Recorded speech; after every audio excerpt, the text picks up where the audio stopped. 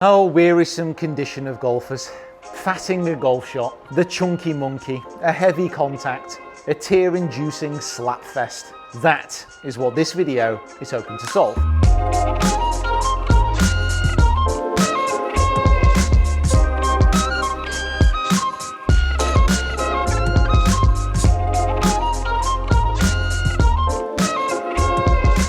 Hey everybody, Peter Finch here, and this video is going to include 3 top tips on how you can stop chunking the living hell out of a golf ball, to stop you crying and wishing that golf had never been invented. The third drill as well is an absolute game changer and will really change your perspective on why you might be hitting it fat, so stay tuned for that one. But firstly, whack that like button, make sure you get down into those comments below, let me know what you think on the video and things which have helped you stop fatting the ball. And please, if you haven't already, if you are new here or you are a regular watcher who hasn't done already, please hit that subscribe button. Okie dokie, let's get down to business. The reason that you fat the ball is when the low point of the swing hits the ground before the ball. This sounds fairly obvious, but when was actually the last time that you worked on low point? And when was the last time that you worked on your shaft angle in conjunction to that low point? Now this is a great little drill because it frees you up from a lot of technical thoughts and it really gets you focused on just hitting a different type of ball flight. Now all you need for this drill is about a mid-iron. I've got a 7-iron here, but you can use a 6 and a 5 as well. And you want the ball to be teed up probably about ½ an inch off the ground. And you've got 3 balls to hit during this drill.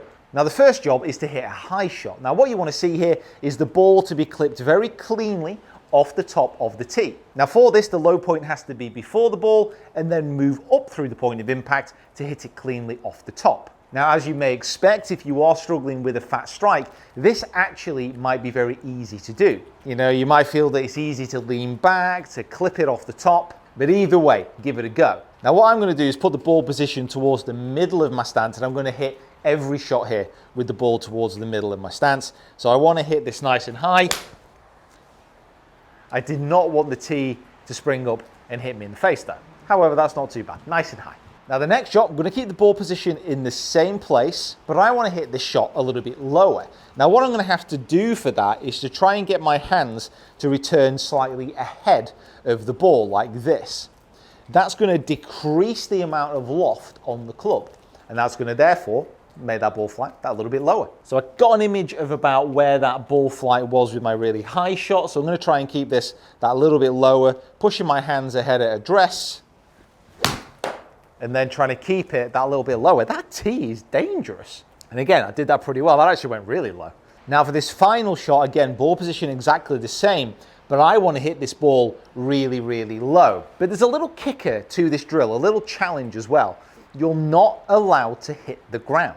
Now it'd be very easy for me to go like there and just drive that ball into the turf. But remember, this is all about shaft angle control and low point control. So I'm going to try and get those hands massively ahead, try and get them moving around the body as well. Oh, just try and get it out moving so low. That felt amazing. Did I brush the ground though? It's inconclusive. I'm going to say no, I didn't hit the ground, but then I will do.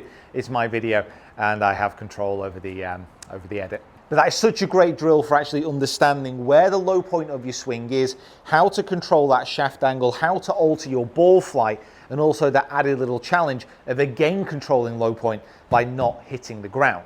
Now, if you are struggling with a fat shot, there are so many drills out there. There's the line drill, there's focusing on something after the ball. And these are drills that I've done videos about in the past. So I'm not discarding that type of drill. However, there are a few other very simple ones that you may not have tried. Now, I love this drill because it's focused on a finish position. So it's focused after the shot. Again, maybe trying to pull your mind away from some of the technical things that you're going through. Now, I call this the trophy drill.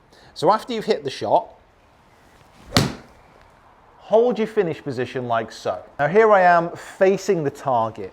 My left leg is straight, my body is fully rotated, staring at the horizon as though the ghost of Ben Hogan has come into my spirit and taken over for just one shot. So let's say I hit a shot and I hold my finish once more. And I finished in this position here. What does this tell me? I'm on my back foot, so I know that I've not correctly transferred my weight I've tried to hold back. I've tried to help the ball up into the air. Now I managed to get a half decent strike on that, but that could have easily turned in to that heavy strike. If I hit another one, what does this tell me? I've not rotated towards my target. If I've not rotated towards my target, what that will generally mean for a lot of people who hit the ball fat, they'll be standing up through impact, trying to hit that flippy one, and again, catching the ground before the ball. So this drill is an absolute cracker. Again, takes your mind away from a lot of the technical thoughts, swing through, hold the finish, and just watch that ball fly. And if it does go wrong, if you do hit that heavy shot, just take a moment, actually assess where you're stood, and then try and figure out from that position what's gone wrong.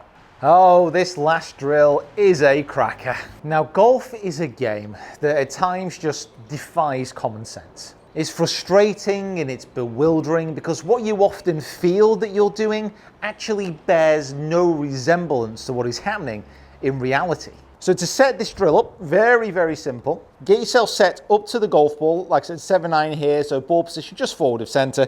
And then I'm gonna shift the chair so it's 4 fingers outside my left hip. Now that's gonna give me enough room to rotate and turn around the inside, but also if I start to slide forwards, I'm gonna hit into it, so it's gonna give me feedback. I love feedback. Now you can also combine different things with this drill. So what I'm going to be doing here is trying to keep my pressure, trying to keep my chest down on top of the golf ball, rotating to the left-hand side, and then just trying to get my hands ahead of the ball at the point of impact. You will be absolutely amazed at how often when using this drill, people actually start to understand the difference between turning, rotating, putting weight on the left side, rather than sliding. So I'm going to be trying to keep my chest on top of the ball as I start to turn off to the left-hand side, those hands ahead. Oh, that's a bit pulley. No, it's pulley. But I missed the chair. So, you know, that's the main thing. I have to do one more. I can't be ending on that one. Come on. There. Chest on top as you turn. There we go. Oh.